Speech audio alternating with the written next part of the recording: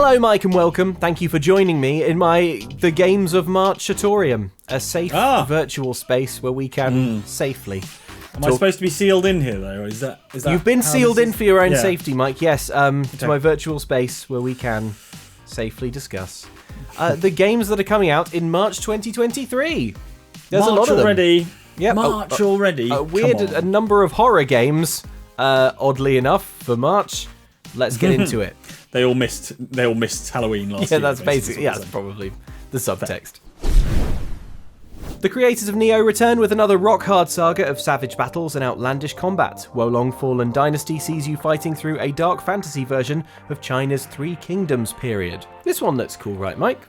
Yeah, I think so. It looks bloody hard, but it's very much in that sort of. Obviously, it's Chinese mythology, but it's reminiscent of sort of Sekiro and that kind of like Souls-like sort of experience, from what I can tell, but with fantasy elements added. So. Yeah, that's right. I played a build of this back in the autumn, and I found it so hard that I had to give up. I couldn't get to the end of the little section that they gave us, but you never know. You're a seasoned Soulsborne type, aren't you? I know, me, the greatest gamer of all time.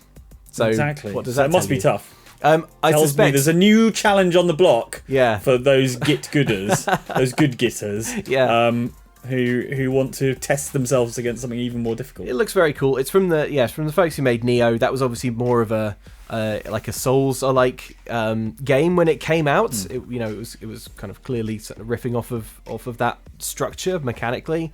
But I think what's kind of cool is that this next game is maybe Team Ninja, who are the developers. Maybe carving more of a niche, their own kind of spin on this Souls-like genre. That's cool. Nioh was really good by all accounts. So I heard. That's another one I didn't finish it because it was too hard. And I was like, it's way too difficult for me. From the school of, we thought of this title, now we have to make something to fit it, comes Romancelvania, a game that seeks to add the only thing the Castlevania series of 2D action games was missing, a cast of dateable, very horny monsters. Described as a darkly comic genre mashup, you play as a Dracula that gets trapped in a dating show. So that's how I would describe that game. I think if you describe it as darkly comic as a developer, then that is sort of you trying to get out of the fact that you've made a sexy pumpkin witch with pumpkin boobs. You're like, well, it's darkly comic, but also please don't judge me. It's simply darkly comic. I don't know what to tell you. This looks wild. I feel like there's so many ways that this game could go wrong. I know most of them are in the trailer, from what I can tell. A really good comedy dating sim is a truly marvelous thing. Did you play Dream Daddy, Mike? A little bit, yeah. I never got to the end game, whatever that was. The end game. Daddy end game. The dating end game. Oh, I did. I finished it. Yeah, I really liked it. So I'm sort of. I don't know. It's going to live and die on the writing, isn't it? Basically. Absolutely. So yeah, fingers crossed that the writing is tight. Because it would be really choice if this game was good, and again, there's so many ways it could not be. Oh yeah. It's arguably not a good idea to buy a garbage rundown hotel, but that's what video games are for, right? To let us try out bad ideas with the safety net of none of it being real. In Hotel Renovator, you design the hotel of your dreams, in either story or sandbox modes. Expect over 2,000 furniture items and mod support at launch. Mod support at launch is pretty cool for a game like this, isn't it? It means you can immediately get a big Thomas the Tank Engine in your hotel. Is that your dream? Yeah, is that the dream? The Thomas the Tank Engine theme hotel. Yeah. Dang. All right, fine. I'd stay there. Yeah, definitely. Be good. You could sleep inside the train. James's boiler. Yeah. Yeah, this sounds, fabulously boring, but that's the genre, isn't it, basically? Is play extremely boring things that you would expect to be paid for in real life. Yes. It comes via you don't get paid for it. Two Horizons, who make these sort of renovation sim games, and Focus Entertainment, that publish Farm Sim and stuff like that. Yep. So it is a lot pedigree. of... Yeah, exactly. Pedigree. Sim pedigree, yeah. We'll probably play it on the channel, right, in a kind of... In a ironic sort of way, in a sort of ironic, but sort of you're really enjoying smashing up a rubbish old hotel room. As opposed to smashing up your real hotel room where you have to pay a 250 quid charge.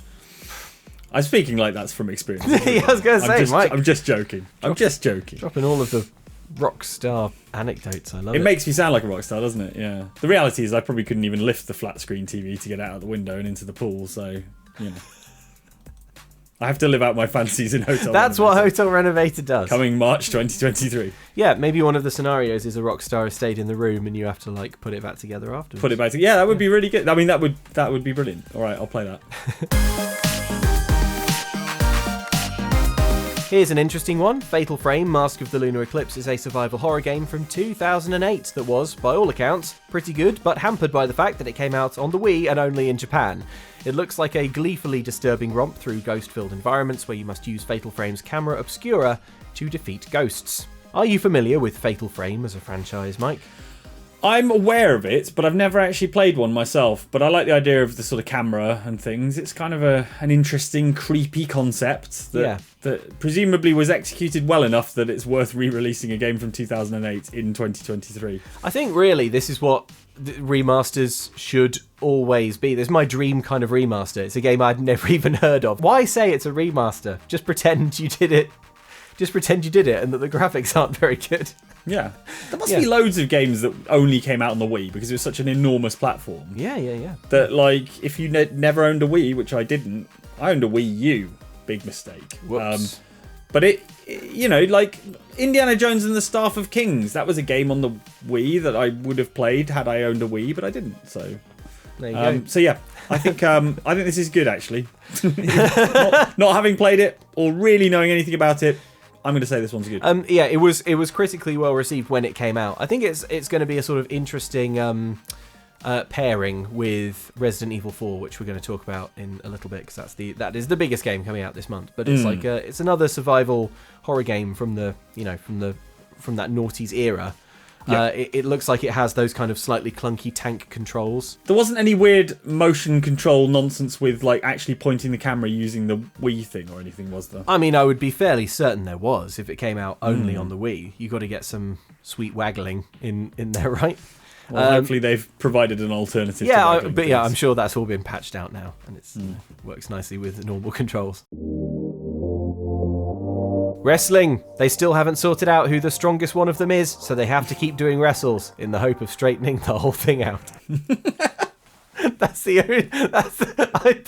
I tried for quite a long time.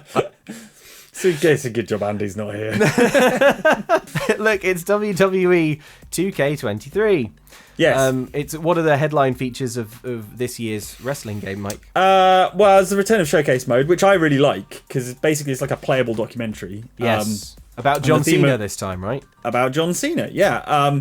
So in previous ones, you've sort of played a wrestler throughout their career, right? In key matches throughout their career and against key opponents. This time, it's a great idea. They decide. Well, it's a really good idea, and yeah, it combines with real documentary footage from the WWE network, which is all very cool. I think it's something a lot more sports games should do. But what I will say is that like the decision they've made this year is like they were like, well, people get tired of just playing as John Cena all the time, so let's pit you let's have you play as the people that John Cena was beaten by in key defeats in his career. Oh, which is interesting. Yeah. But like I can imagine them going into John Cena's office if he's got an office and trying to pitch this to him like basically John Cena, we want to make a mode which is just you getting your ass beat for like 2 solid hours you by everyone under the sun. Commentary on what it was like getting yeah, your and he ass does kicked. apparently. Yeah, exactly. So remember when Rob Van Dam whooped your ass? Yes, I was deeply ashamed. We're putting that, yeah, exactly. Apparently he's fine with it. He's the bigger man, both literally and figuratively. So apparently that's how it's going to work. And then the other big thing that's being added is War Games, which is like a ludicrous mode to add, and probably has taken like some fairly involved like redevelopment of the engine, because what it does is adds 2 separate rings into the arena. Right, so War Games, there are 2 rings side by side inside a steel cage. Right. Don't ask me why. They just decided that this would be a fun thing to do, and so they did. Side by side. Okay. The arena bit is like double width and has 2 rings, and you can be across different rings and stuff. So that is what they've added, and that is the big feature of this year. They should do a battle royale mode where there are 100 wrestlers inside a constantly shrinking ring. Well, they don't really do constantly shrinking, but that's broadly the. Is that it? Is that the gist? No, it's the gist behind the Royal Rumble. You've heard of the Royal Rumble, right? Oh well, That's yes, I've heard 30 wrestlers, and the ring doesn't shrink. Okay. But the idea is that it's 30 wrestlers against each other. Okay, cool. All right, I thought that was a good idea. It's already been done. I'll keep my good ideas to myself next time. Well, bear in mind, I mean, they've been doing this pro wrestling thing since the, 60s or 70s. So sometimes it takes an outsider. I thought maybe I could bring something fresh to the sports. Yeah, you know that by the time they've gotten to the Elimination Chamber, right, which is the in my mind the silliest match format of all time, then they've run out of ideas, so they've probably done everything, including your ideas. So, but anyway, this is fine because WWE 2K20 was rubbish, and they took 2 years off to make it good.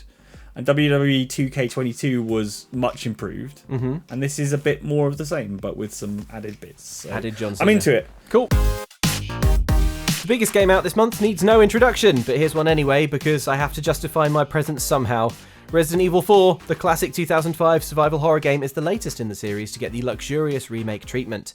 Leon Kennedy journeys into rural Spain on a mission of the utmost importance, but oh no, zombies are there. Well, are they zombies, Luke? I'm just trying to keep it broad, alright, and spoiler-free for the description, because I think there's going to be a lot of folks who didn't play the original Resident Evil 4. Yeah. And this is going to be their opportunity to play what is, I think, comfortably the best Resident Evil game. See, I never played it in period, and then afterwards, the controls were so weird and wacky compared to standard standard controls that I couldn't get on board with it because I was already fully ingratiated in the kind of twin stick shooter thing. So I'm actually looking forward to the remake, not just because it is going to be a beautiful remaking of this classic Resi game, but also because the controls are probably going to be manageable and palatable. I've played the most Resident Evil 4 I've played is the Oculus Quest 2 virtual reality version. Oh wow, okay. So Crikey. that's my level of Resident Evil 4 knowledge, but I'm saving myself for the inevitable playthrough on Outside Xbox that Andy will be in charge of. We'll foist upon you. Yeah, well, not foist. We're looking forward to it. You should be so lucky. Yeah, I've played Resi 4 a few times, and including on the Wii, and that was really good. Speaking of, really? Yeah, because it had the light gun kind of controls with the controller. Nice. Yeah, it worked really great. It was the perfect control scheme, or I should say the perfect control scheme, except for the now standard control scheme that they are adapting it to, and that all games work. Yeah, I was about to say. But if your game already had a broken control scheme, why not mix it up with some Wii light gun action as well? The original game is quite long. I was talking to Andy about this. We made a video, in fact, which we'll link in the description, talking about how the remake looks like it keeps all of the best bits of weirdness from the original game, which I'm really into. But Andy raised the question of how long is this going to be? Because it looks so polished and so refined that it's hard to imagine it being as long as the original Resident Evil 4 was, because it was a fairly hefty game. So then the question becomes, have they cut anything out? What have they chosen to cut out? Village was quite a long game in the end. Some of those elements were longer than they needed to be, but I think they've clearly got they've got a couple of teams, haven't they, working on Resi games.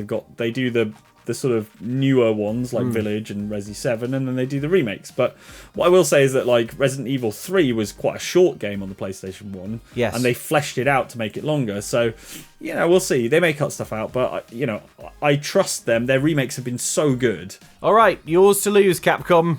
Nailed on good, we reckon. /hope. Please don't foul it up somehow. Thanks. Described as a reverse city builder, Terra Nil is an environmental strategy game where you take barren landscapes and transform them into verdant, thriving ecosystems.